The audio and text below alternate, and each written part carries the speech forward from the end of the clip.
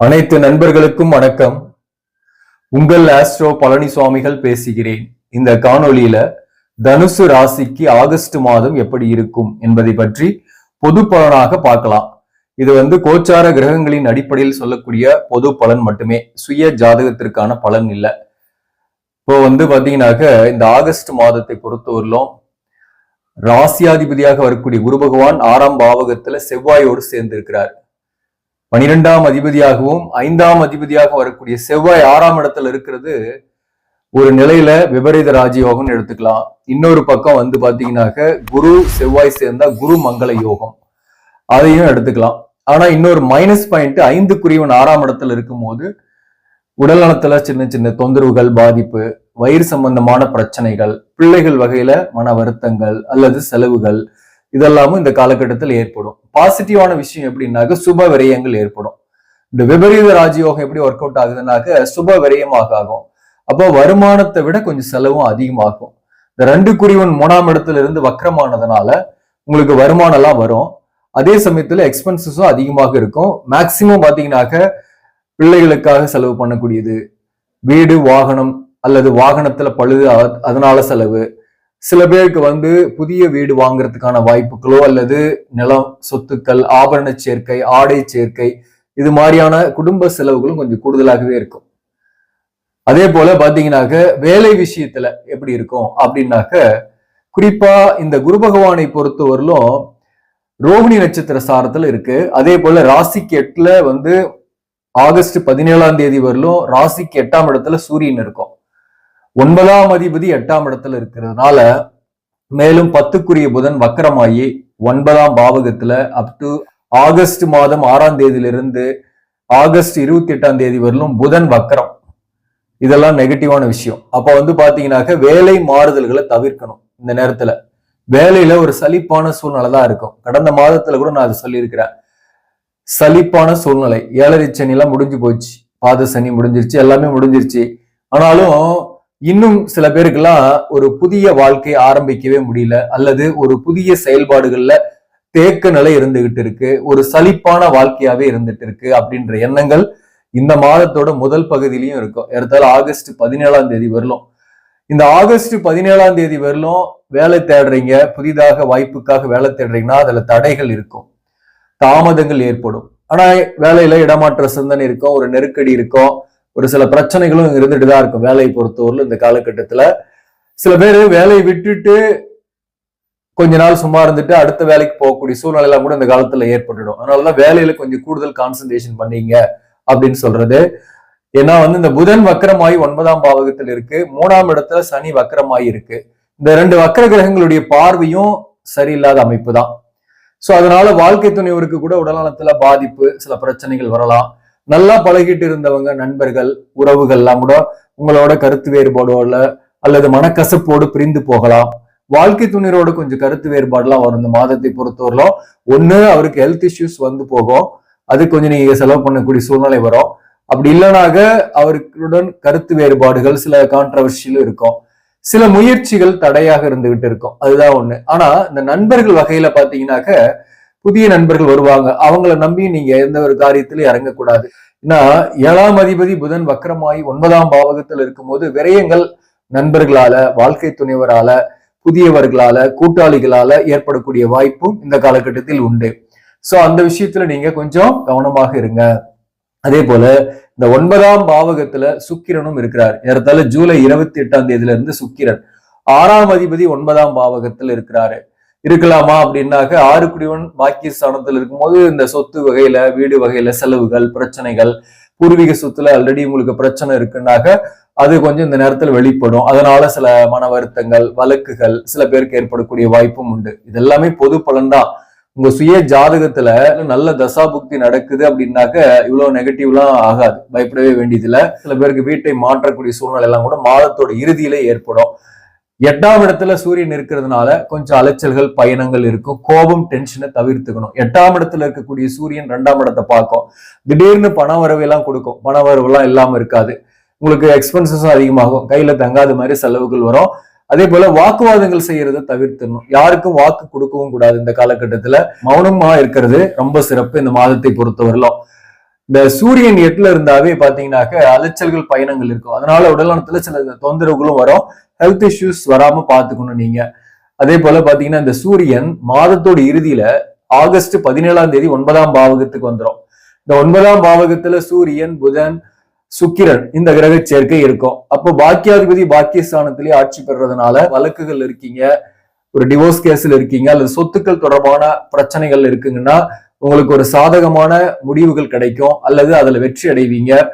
அதே போல இந்த காலகட்டத்தை பொறுத்தவரை வேலை தேடக்கூடியவர்களுக்கு பாத்தீங்கன்னா குருவும் மிருகசிரிச நட்சத்திரத்துக்கு ஆகஸ்ட் 20ஆம் தேதியில இருந்து வந்துடும். சோ அந்த வகையில பாத்தீங்கன்னாக்க வேலை தேடக்கூடியவர்களுக்கு புதிய வாய்ப்பு கிடைக்கக்கூடிய வாய்ப்பும் உண்டு. மாதத்தோட இறுதியில பாசிட்டிவா தான் இருக்கு, ஒன்றும் பயப்பட வேண்டியதுல.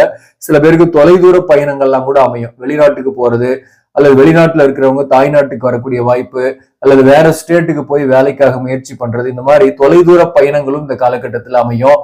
அதனால ஆதாயங்கள் உண்டு. தந்தை வழி சொத்துக்கள், தந்தை வழி உறவுகள் மூலம் ஆதாயம் இருந்தாலும் கொஞ்சம் கருத்து வேறுபாடுலாம் வந்துதான் அந்த ஆதாயமே கிடைக்கும். என்ன அப்படின்னாக்க இந்த சூரியனும் சனியும் சமசப்தமா பார்த்துக்கும்.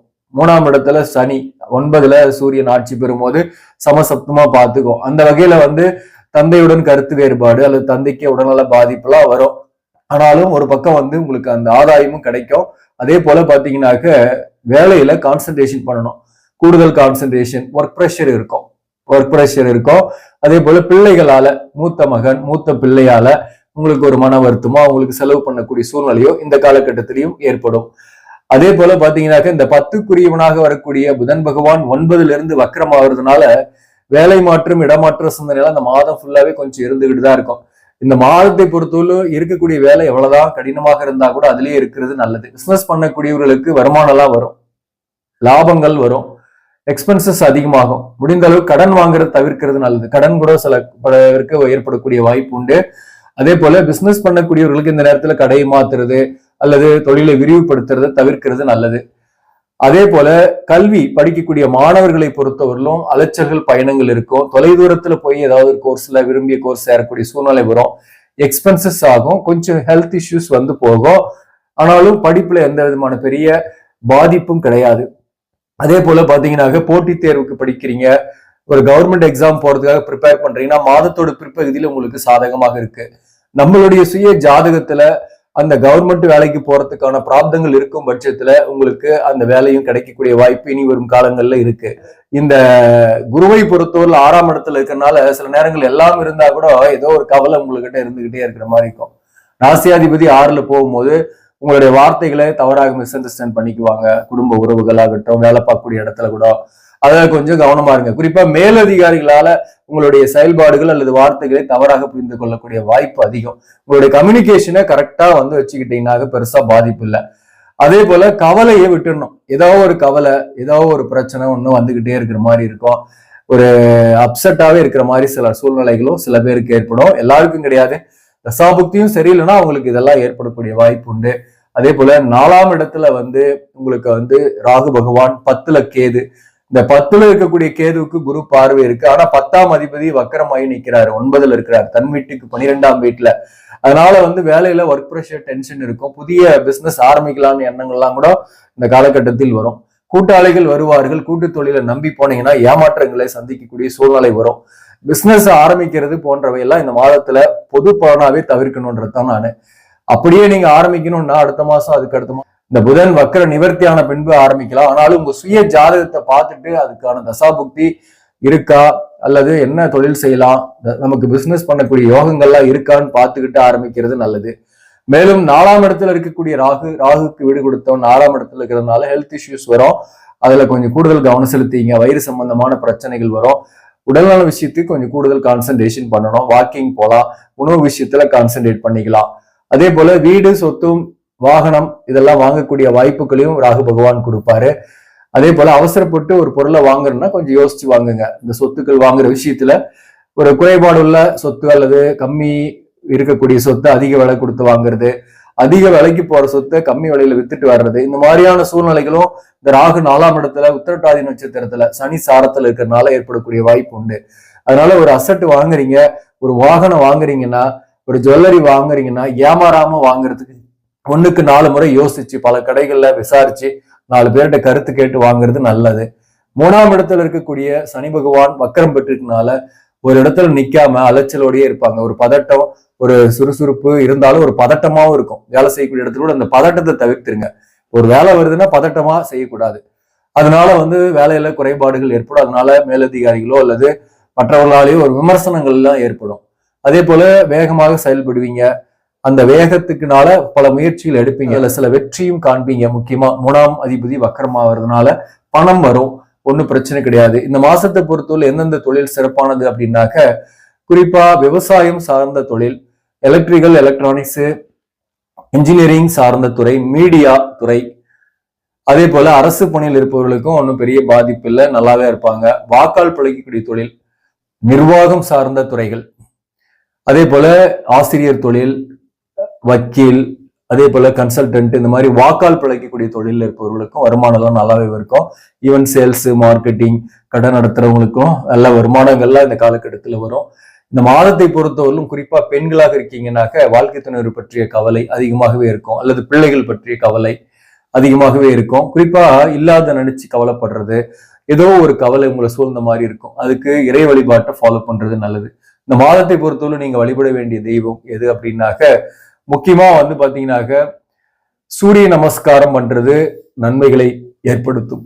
சூரிய நமஸ்காரம் காலையில குளிச்சுட்டு சூரிய நமஸ்காரம் பண்ணிட்டு வாங்க, அது நன்மையை ஏற்படுத்தும்.